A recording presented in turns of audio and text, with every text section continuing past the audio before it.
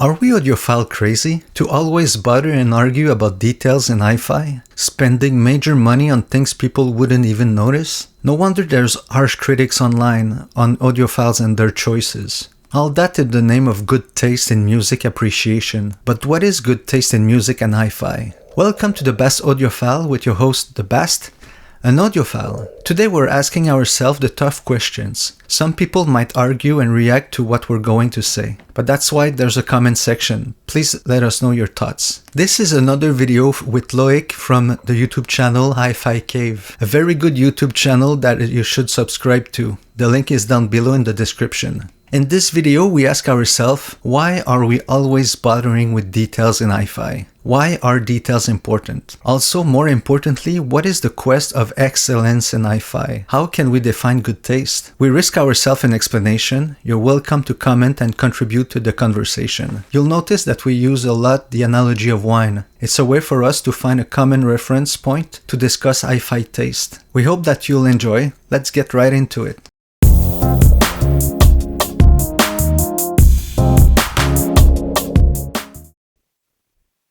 One of the video I'd like to make is on the details, how we focus on the details and how it can improve the overall. How many components are there in a sound system? Like on your sound systems, if you consider power conditioner, cables, tubes, rectifiers, power cords, how many components? Like 50? Yeah, I guess, yeah, if you factor everything, so if you include tubes as a component as well, it's a lot. Let's quickly do the math. So high level components. So the power conditioner in the back, the Puritan, that's 1. 2 amplifiers, 3 conditioner, 4 preamp, 5 rectifier, 6 DAC, 7 8 for the source, the streamer, and then 9 for interconnects between preamp and conditioner, 10 for interconnect between conditioner and the amplifier, 11 the cables between the preamplifier and the bass amplifier, then another 4 speakers essentially. So I have 2 that do mid-range and highs and 2 that do bass. So we're at what, 16 components now? Is 16? Now if we treat tubes as individual components, double it. Okay, so we're at like it's 30. Yeah. Let's say you increase the quality of each component by 1%.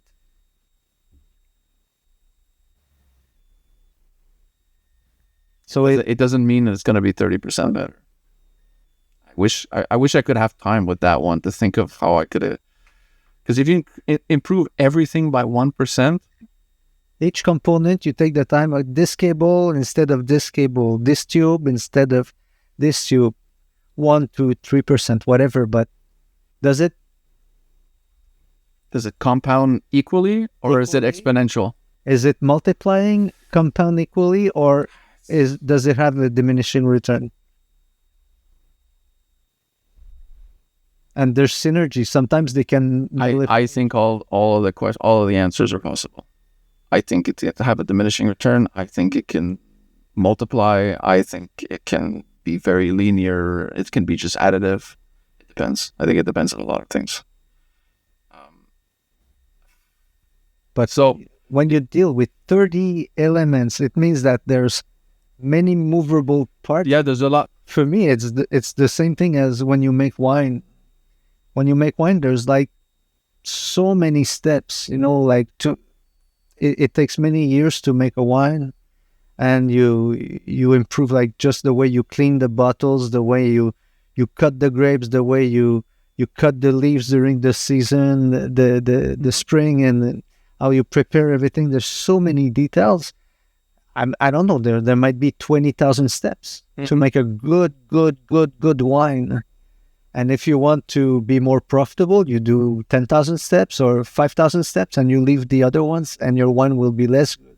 Yeah. So it's a matter of piling up the details. And I feel like for me, the quest in HiFi is a little bit like this. It's like changing this, improving a little bit here, a little bit here. Oh, I increased by 5% by changing these 3 things. and then you change this and this, but you're always chasing the 1 little percent or 2% to improve. It's rare that you get like 20% improvement on. And yeah, and I mean, and sometimes just giving a percentage like that, it's all speculative in our heads. Our brain will say, "Oh, this is 20% better." Okay, how are you quantifying that? Hard to tell. Like, is it really 20% better? For all we know, it's 80% better, but we're saying it's 5%. I don't know. Yeah. How do we quantify this number? It's totally subjective. It's subjective, 100%, and it's subjective to ourselves.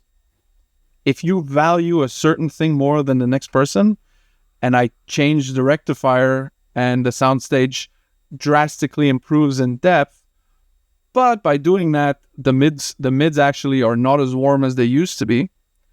You might, if you love soundstage above all else, you'll be in love. And to you, that's an improvement of 50%.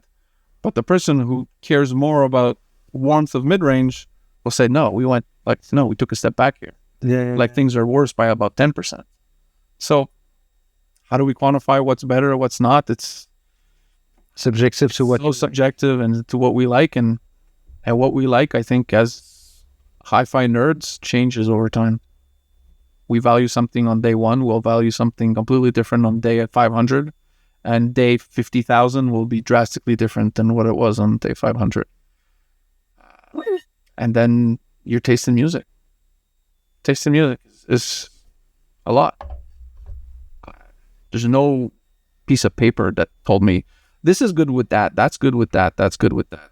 No, let's try and try and try and try. There's a reason why there's more tubes in that cabinet than there's alcohol, because so many tubes, I don't use them. It's not that they're bad.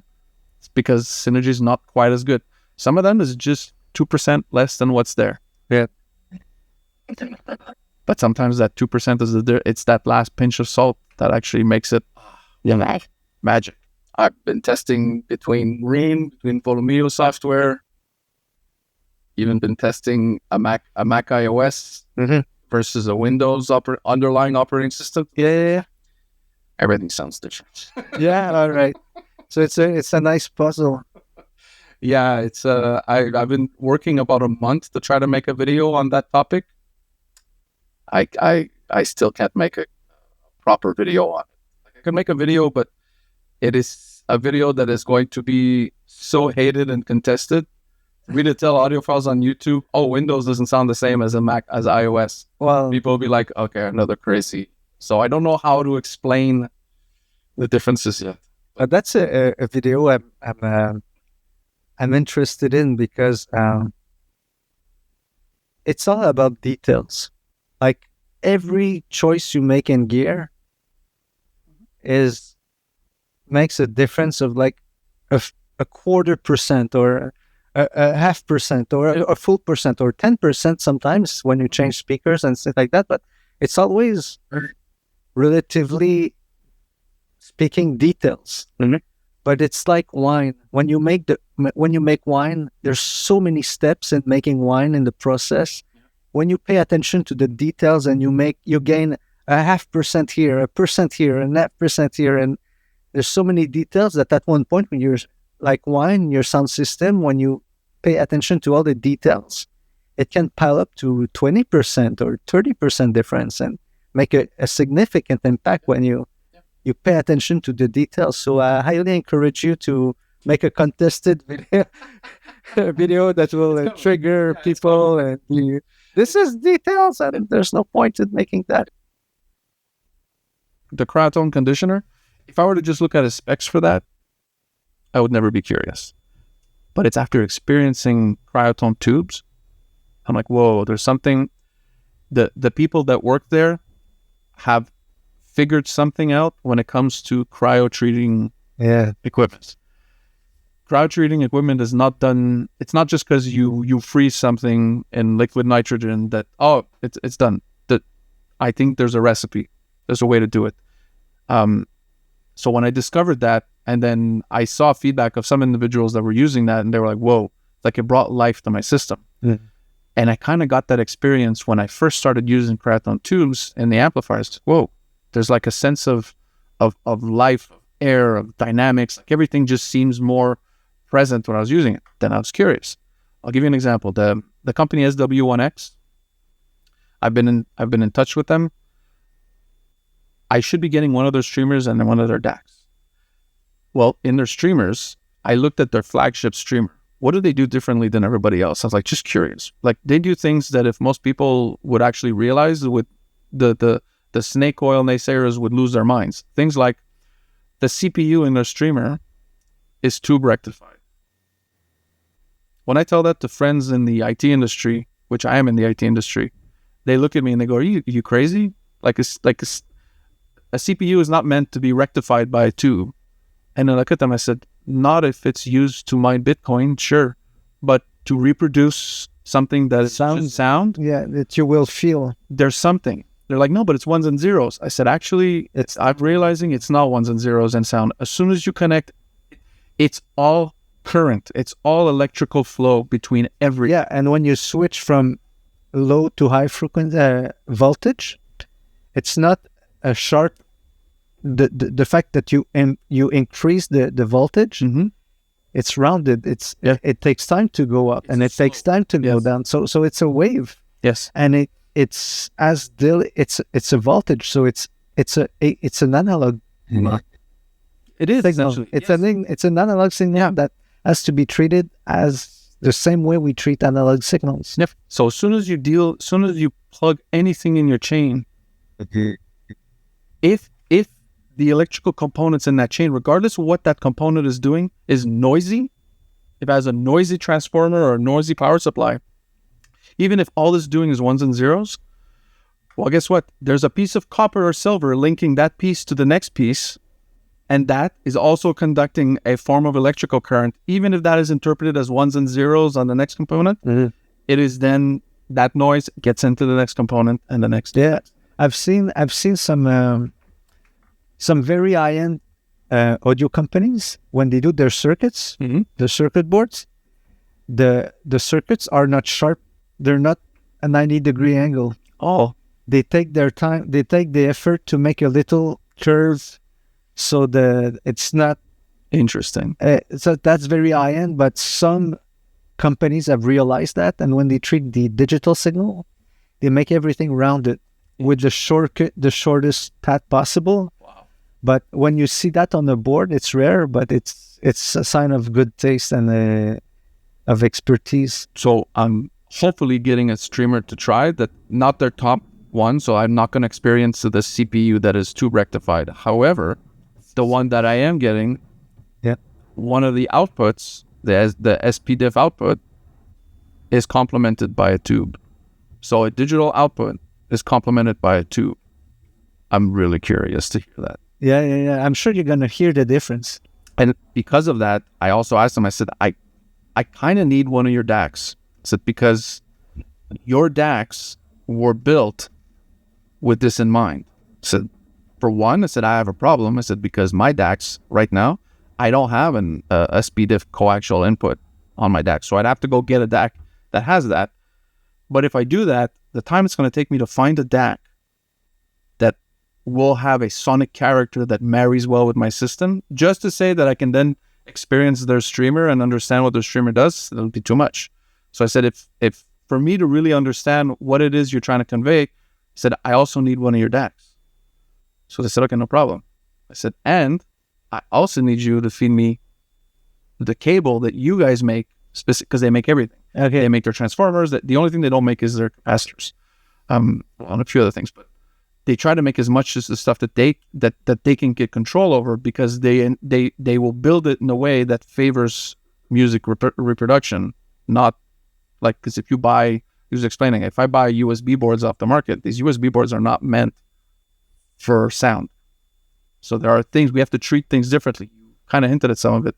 On the circuit boards, no sharp turns. Like most people wouldn't even want to accept that that's a thing. But I need to know, once you know how it works, like the voltage, you understand that it can have an impact, and it can have some heating and the corners and things like that. Like it's electrons.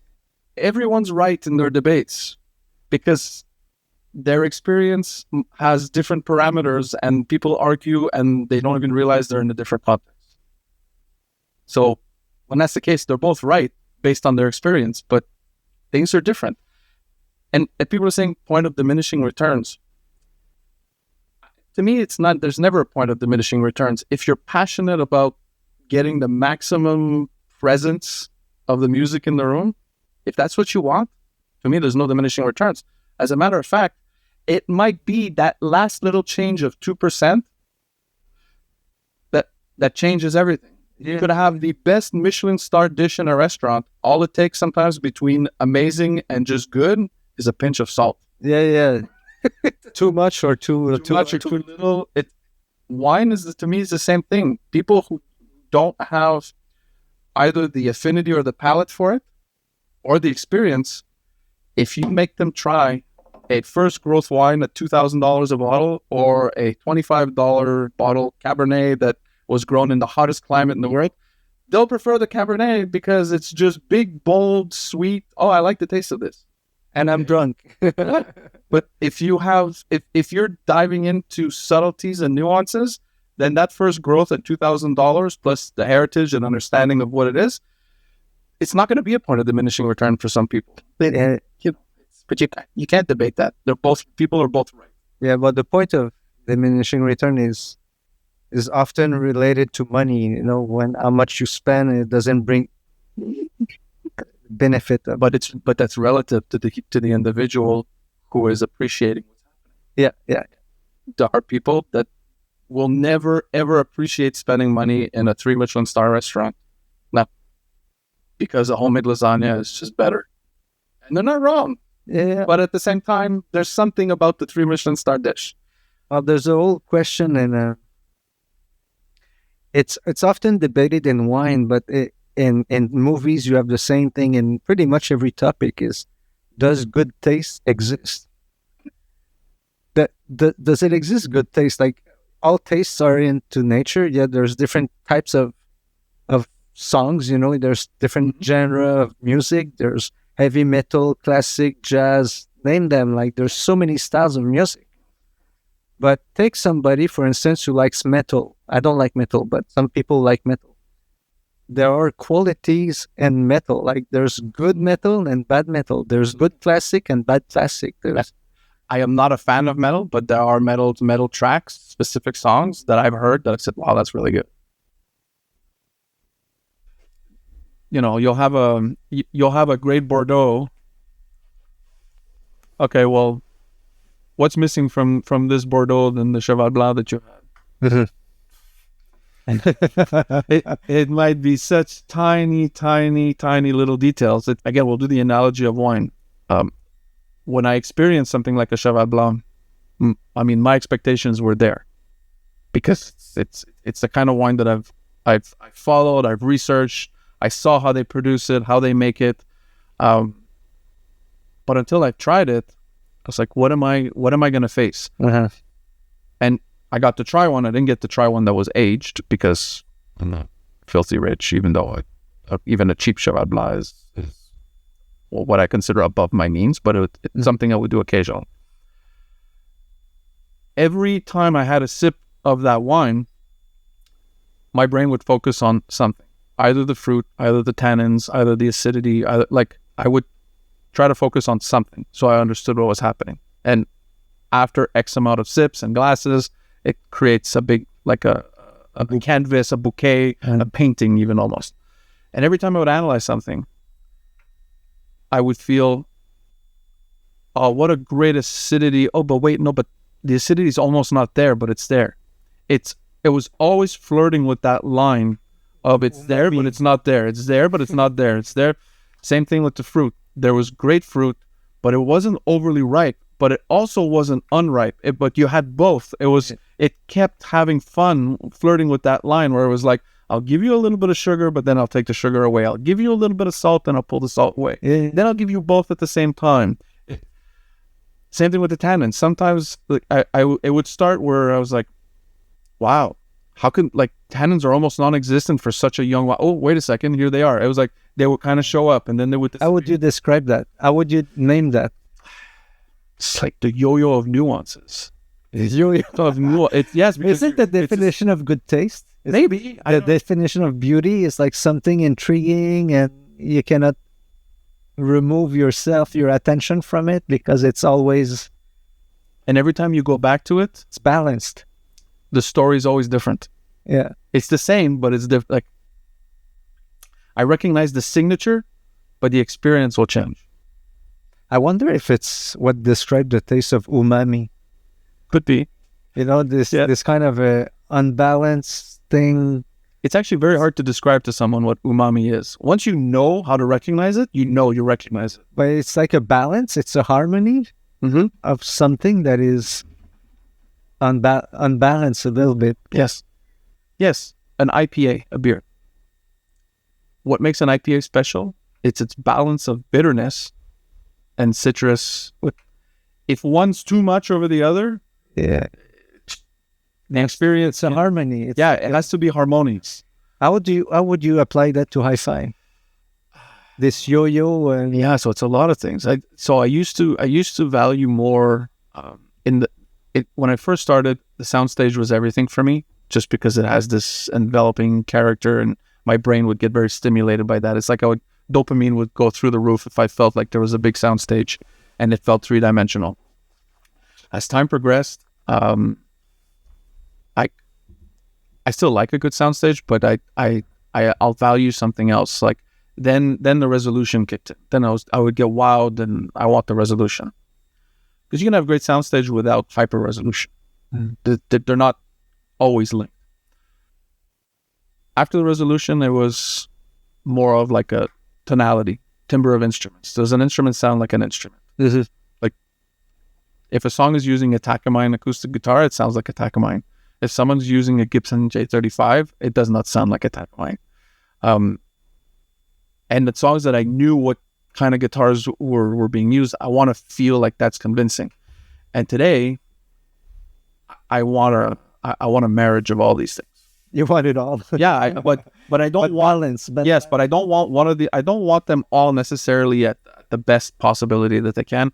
No, I want them all balanced so that I can enjoy. So every aspect doesn't stand out too much. It's like this yo-yo effect. Yeah, I like it. And now that I'm there, like I say no to a lot of emails I get where companies are like, "Hey, we'd like to send you a product to try," and no, the product has to have something that is very original to me for me to be like, oh yeah, I'm curious. And it also has to fit my context. I will never bring a $50,000 Griffin amplifier that someone wants me to try. No, my system's not made for something like that. It's not. I need if I'm going to try a speaker, it's going to be a speaker that is hopefully going to marry well with type of amplification that I have. If I want to change the amplifier, it has to be something that marries with the type of speaker that I have. And as for everything else, it has to have something special to it. What I get from today is two things. First, the yo-yo phenomenon that you try to describe. You call it the yo-yo effect, but I mean that is key in understanding what is beauty and good taste, in my opinion. Like when you go to wine, when you talk about wine, or even movies or music, the yo-yo effect on being on the balance of something is something I would like to develop more. And the second thing is the addition of details that we talked. So the addition of details you meant, so like adding, if you're improving everything by 1%, would it pile up? You know? Yeah. So does it compound? Does it I see what you mean. That's the two things I would like to develop more. Because when you talk about something being organic, if you just improve one thing by 1% and the other thing by 1%, sometimes that can create something that improves by way more than 1%. Yeah. And I think there's a little bit of that in audio. I'm sure, some engineers would look at us and roll their eyes and say, no, you guys are crazy. It's all math. And I'm sure to a degree there's a lot of it. Okay, here you might be thinking that Loic and I are lost into details. Again, you're welcome to contribute to the discussion by leaving a comment. Do you believe that details can make a difference when piled up? One important thing that Loic said is that you can, for instance, improve the soundstage on one hand, but reduce the quality of the mid-range at the same time on the other hand. So things are not linear. Sound is multi-dimensional. If you improve one aspect, you might worsen another aspect. That brings us back to the Wheel of Sound by the ITU. In episode 80, we saw the 56 terms audiophiles should know. The ITU is the International Telecommunication Union, the organization that represents the audio professionals. They define sound. During that episode, we saw the ITU Wheel of Sound. They state that sound has 6 main dimensions: loudness, dynamic, timbre, spatial, transparency, and artifacts. It means that when we improve by 1% one aspect of the wheel, we might affect negatively or positively another aspect. Things are not linear when it comes to sound. It's all a matter of balance. So personal taste is critical in this question. What do you value the most? Then comes the question how to balance these elements all together. This is the most important question in the quest of excellence. I think Loic's yo-yo effect brings us part of the answer. Have you experienced the yo-yo effect when finding true harmony? Was it with music, with wine, or with something else? When all the elements are balanced with each other and slightly compete, or not, they flirt with the limit of being more present than the others, or not. It's a delicate balance and unbalance at the same time. The yo-yo effect is something that I would like to develop more in other episodes. A principle that applies to good taste in hi-fi, wine, food, movies, and many different art forms that tries to define what is good taste. Refinement. The yo-yo effect describes an harmony, a bouquet of flavors, a complete but elegant composition of factors that are all linked together to the point where they all make one, and the whole thing is elegant. Thank you for watching this episode until the end. We're looking forward to seeing you in our next episode. Don't forget to comment, feel free to subscribe to our channels, and join our Patreon to be part of the making of these videos. Until then, enjoy music, take care, and goodbye.